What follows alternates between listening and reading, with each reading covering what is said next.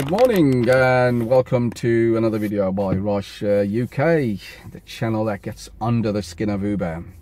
Right, we're going to dedicate this video to all the PCO drivers in London, because what we're going to talk about is a thing called Central London fee. Okay, so you'd have received an email from Uber explaining that from 8th of April, tomorrow, where you would have been charged a congestion fee every time you went into the city centre. But what Uber's doing at the same time, you still have to pay that, mind you, so that hasn't gone away. What Uber's going to do is going to give you £1 for every time you pick up a fare from Zone A, or if you pick up from outside, wherever, and you drop into the congestion charge area, Uber will pay you £1. Wow, this is great news. You know, there's nothing bad about it whatsoever. But as you know, this channel isn't for that. You know, we examine what exactly the reasoning for that. You know, on this channel, if we see a good fruit tree, you know, we'll pull it out and we'll examine the root, although in turn could be that we kill the tree off at the same time. Right, so firstly, I want you to cast your mind back probably about 8-9 months ago, when I did a video regarding, I think it's titled actually, the hidden truth why the PCO drivers in London are being made to pay the congestion charge. And in that video we explained in depth that the main reason for this was Uber. They wanted to conquer central London. Uber wanting to control central London. And how right am I? You know, I don't think I could have been any more correct. This is exactly what's happened. Right, so the question is, you know, what brought about these changes? You know, and you could say, is it the demo, the protest that's been happening for the last 12 weeks, where drivers have been demonstrating outside TfL's office, London Bridge, Westminster Bridge, you know, all that sort of thing? And the answer to that is maybe quite not. You know, the reasoning is because Uber has already built that in. They know this kind of things would be going on.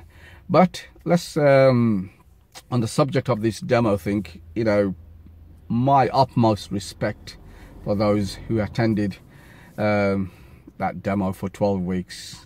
You know, these are the true faces of private hire drivers. You know, you talk about unity, strength. You know, you look at these guys, you know, you go back to my videos I've covered over the weeks and you look at their faces. These are the guys, you know, who sacrificed their time, their earnings. You know, they're battered in the cold, you know, in the rain.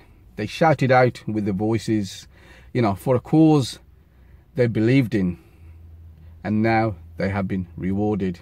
You know, you want to see the faces, go on my video. These are the guys I'm talking about. And if you're a TfL driver and you're all happy and jolly about this getting this £1, and you didn't attend any of these demos, no excuses whatsoever, because they were run over 12 weeks. You know, you are the disgrace of this industry. You know, you are what they call the low class of the private hire industry. You know, the freeloaders of the private hire industries. Let's also talk about Uber and TfL, and how right now Uber has basically done one over TfL. They have done them good and proper right now. You know, on my previous videos, I spoke about how Uber lobbied TfL for these congestion charges, and TfL at that time, all they could see was the monetary value. You know, they were saying, show us the money. And Uber obviously was saying, look, you know, we've got £11.50, I don't know, 40,000 drivers coming into central London, not just Ubers, everywhere else as well. You know, you guys are netting a lot of, you know, £500,000 a day net. You know, I mean, this is what it's all about. This is big money for you guys at TfL. And obviously the greedy sods at TfL agreed to all this. But what they didn't see you know, they couldn't actually see over the fence what Uber was up to. They just fell in for it.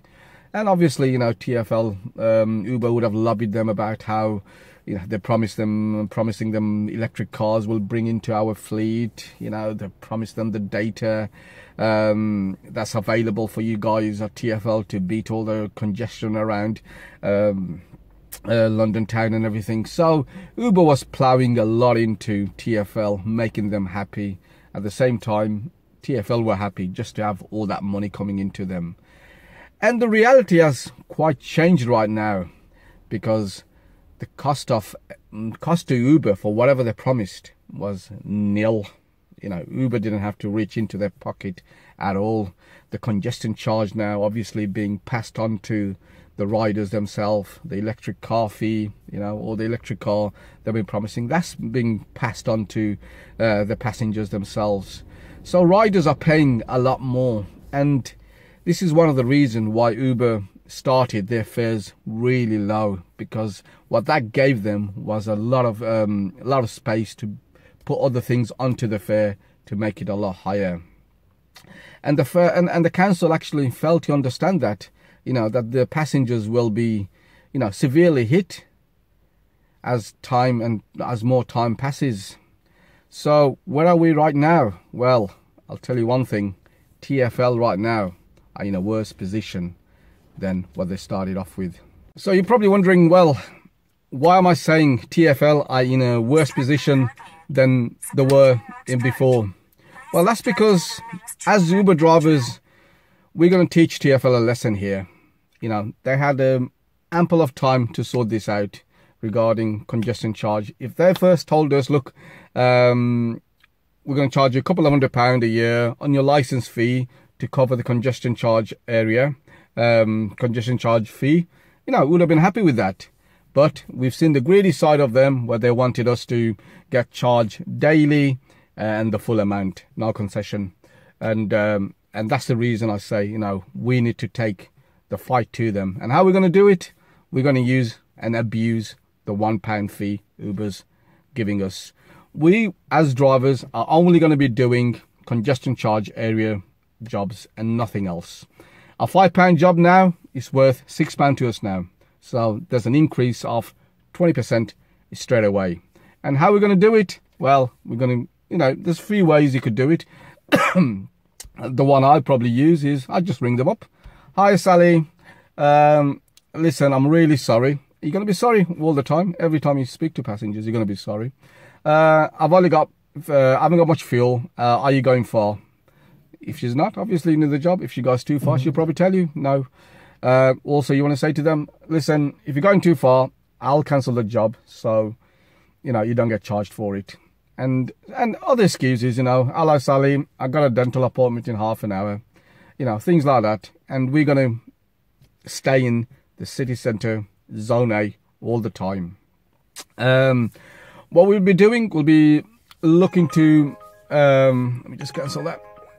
Do about 30 jobs a day to cover our congestion charge firstly, and secondly also our petrol. So that's our aim, to do about 30 jobs, and we will be creating chaos in the city centre because it's going to be chock-a-block.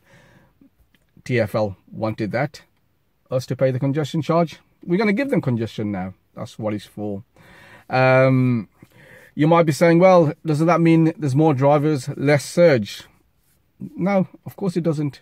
Mainly because if we're all stuck, everyone's stuck everywhere, there'll be more surges in that area. You know, and that's going to work in our favour. Surge works in 2 fronts. They'll never get rid of surge. I know drivers saying, oh my God, you know, we're getting less and less surge. But surge actually works on 2 fronts. Firstly, it's marketing. So me saying to you, well, saying to another driver who doesn't work for Uber, I've done this job with surge up to 3.2 and I got this, you know, we're doing the marketing for them. The other way surge will always be there as well is because it's a money-making tap for them. Especially now, Uber's going to public now, soon. if they wanted to meet certain revenue, certain expectations, certain quarters, all they'll be doing then is giving us more surge for the more we earn, obviously in return they earn as well. So surge is not going for a long term time, but there's alternatives to that, which I'll try and cover in another videos. You know, surge. Quickly, as I said, I'll probably do a video on it, but I'll tell you one thing: surge algorithm is changing rapidly, and I do a lot of work on that, seeing how they actually work. Now, as an example, if you guys are sitting in the middle of a surge and then you're getting a job a road away from you, but on a single fare, and now obviously, you know, most of us, hopefully all of us, would have refused that job because it's surging in that area. But what I've been doing recently, he said, I've been accepting them jobs, and I found one thing in common in all of them, is the passengers that are being charged normal fare in a surged area seems to be regular Uber passengers. So at the same time, what Uber's doing right now, they're running some sort of a loyalty program to go in along with surge. So, but anyway, I'll talk that in some other videos. Let's wrap this up now. So you know, guys, what to do. All you TfL, let's take, you know, charge and make London stand still. We're going to teach TfL. You're probably saying, well, don't we fall into the trap of Uber? Now this is how they're conquering, and you said they're going to conquer, and this is what we're doing. We're helping them conquer. And my answer is yes, but you know something, as very small drivers, all of us we are, you know, we could only take this battle one time, and you know, Uber will fall into a hurdle somewhere, and you know, we'll try and capitalize that. But for now, we need to take TfL on. I'll speak to you guys later. Bye bye now.